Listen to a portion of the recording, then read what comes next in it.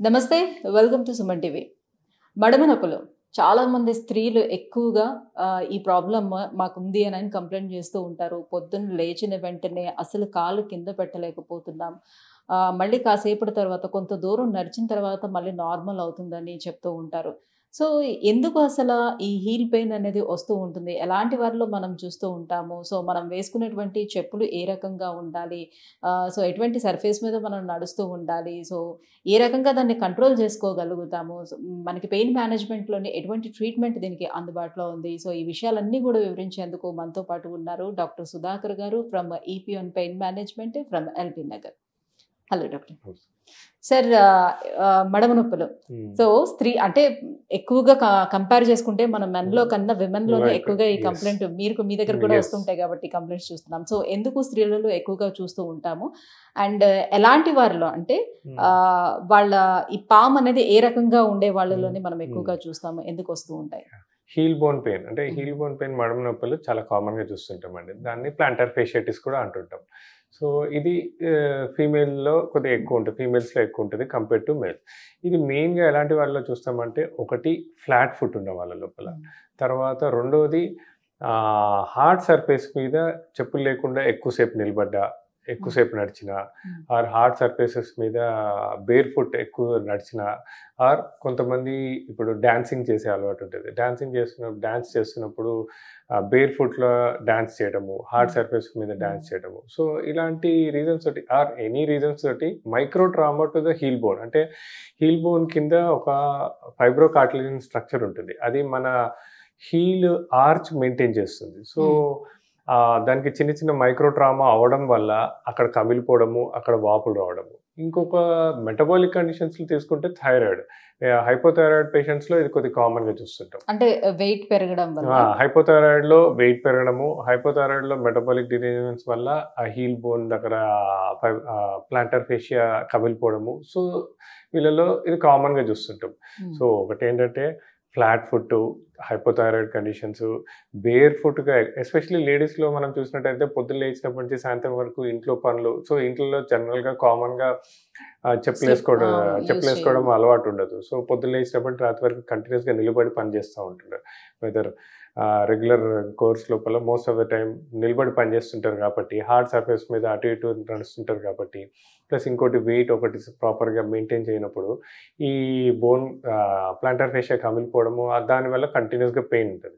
And ఇంతకుముందు మీరు చెప్పినట్టు వాళ్ళ మెయిన్ సిమ్టమ్ ఏంటంటే, రాత్రి పడుకొని పొద్దున్న లేచినప్పుడు ఫస్ట్ స్టెప్ చాలా కష్టం ఉంటుందని చెప్తారు. అది ఒక 4-5 స్టెప్స్ వేసి కొంతసేపటి తర్వాత స్లోగా రిలీవ్ అవుతుంది. ఇంకోటి చాలాసేపు కూర్చొని లేచినప్పుడు కూడా ఈ సిమ్టమ్ కంప్లైంట్ చేస్తుంటారు. సో చాలాసేపు కూర్చొని లేచినప్పుడు కూడా చాలా ప్రాబ్లం అనిపిస్తుంది అని చెప్తుంటారు. అండ్ వింటర్ సీజన్లో కూడా ఎక్కువ అనిపిస్తుంటారు.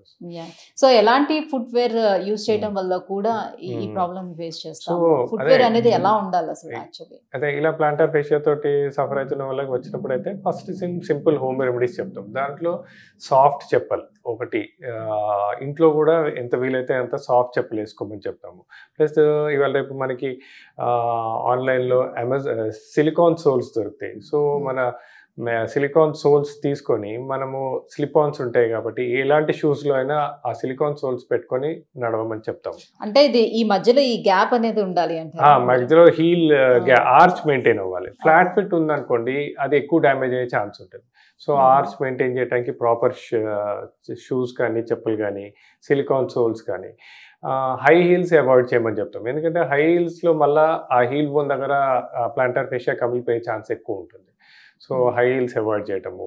So as for as possible ఇంట్లో కూడా స్లిప్పర్స్ వాడుకోమని చెప్తాం. సో సాఫ్ట్ చెప్పులు, సిలికాన్ సోల్స్ ఇలాంటి చెప్పులు వాటర్ తోటి కొద్దిగా దాని మీద ప్రెషర్ తగ్గుతుంది. And at the end of the day again weight management. ఎప్పుడైతే వెయిట్ తగ్గుతుందో హీల్ మీద కూడా ప్రెషర్ తగ్గుతుంది. ప్రెషర్ తగ్గినప్పుడు అది రికవర్ అయ్యే ఛాన్స్ ఎక్కువ ఉంటుంది.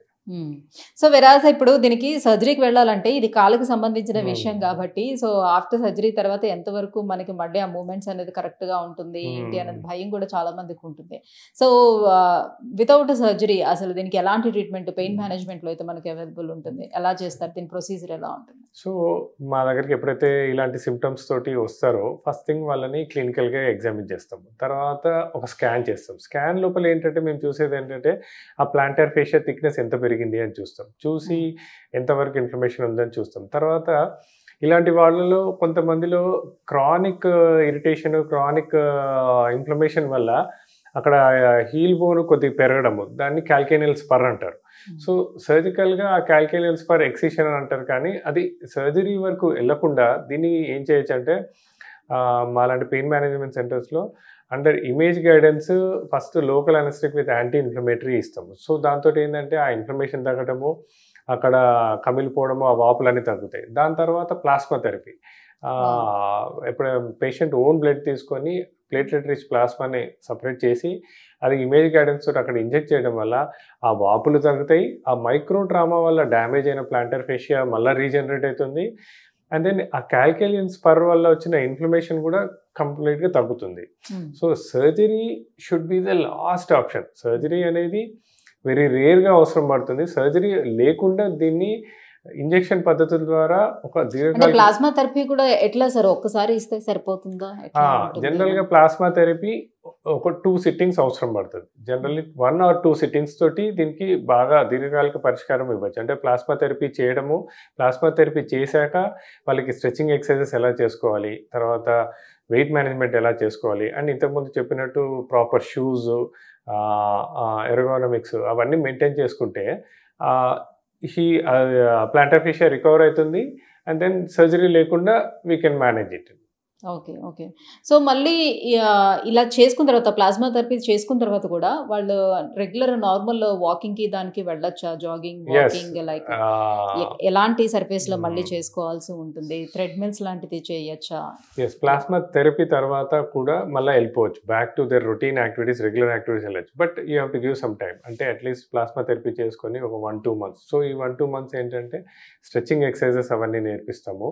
ఆ స్ట్రెచింగ్ ఎక్సర్సైజ్ చేసుకోవడం, తర్వాత ఒక ప్రాపర్ షూస్ వేసుకోవాలి. అంటే వాకింగ్కి వెళ్ళినా, జాగింగ్కి వెళ్ళినా. అండ్ ఇంతకుముందు నేను చెప్పినట్టు వాకింగ్, జాగింగ్ అవన్నీ హార్డ్ సర్ఫేస్ మీద చేయకూడదు.